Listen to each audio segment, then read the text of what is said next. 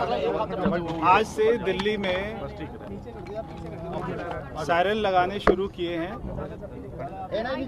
दिल्ली में जितनी भी ऊंची बिल्डिंग है उसके ऊपर में सायरन लगेंगे। ये सायरन की रेंज 8 किलोमीटर रेडियस की है। ऐसे दिल्ली में आज रात से ही 40 से 50 और सायरन हाई राइज बिल्डिंग में, ऊंची बिल्डिंगों में लगने शुरू होंगे।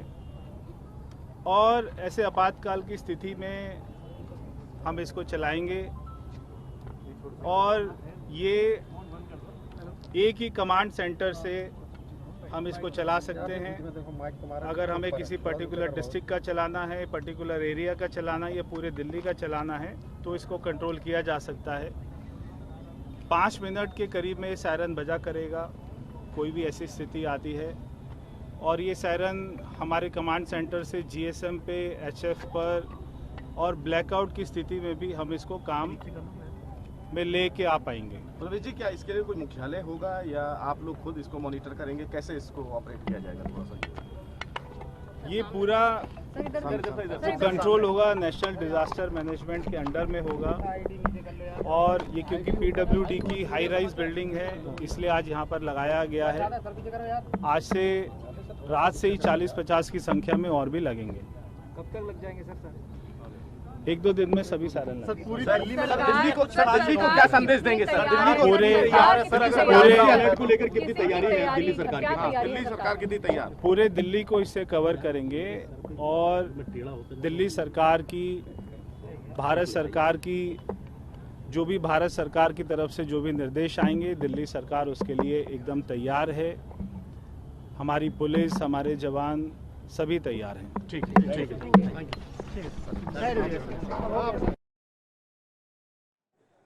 तो दिल्ली सरकार के मंत्री परवेश वर्मा ये जानकारी दे रहे थे कि दिल्ली में किस तरह की तैयारियां की जा रही हैं ताकि लोग सतर्क रहें। हालांकि दिल्ली की सुरक्षा पूरी तरीके से एक तरह से हम कहें कि फुल प्रूफ है, कम से कम आसमान से आने वाले किसी भी खतरे के लिए।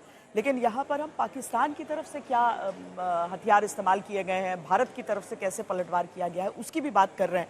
सर, जो विमान मार गिराया हमने, JF-17 जो आकाश प्रणाली ने जिसे ध्वस्त कर दिया, वो विमान क्या है? पाकिस्तान के पास ऐसा नहीं है कि विमानों की कमी है, F-16 बुरे नहीं है, पर कहते हैं ना कि जो हाथ उसे इस्तेमाल कर रहे हैं उन पर भी बहुत कुछ निर्भर करता है।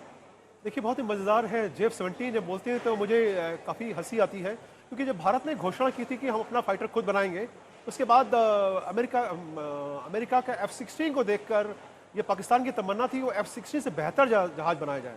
उनके पास किसी प्रकार की कोई क्षमता तो थी नहीं, तो उन्होंने चीन को अप्रोच किया और चीन और पाकिस्तान ने मिलकर ये प्रोजेक्ट जो है डिज़ाइन किया। और उनका उद्देश्य था कि F-16 से एक कदम आगे हो, इसलिए नंबर इसका रखा F-17, क्योंकि ये ज्वाइंट फाइटर प्रोजेक्ट था तो इसको इसलिए JF-17 इसका नाम कर दिया गया। ये तो रही नामकरण की बात।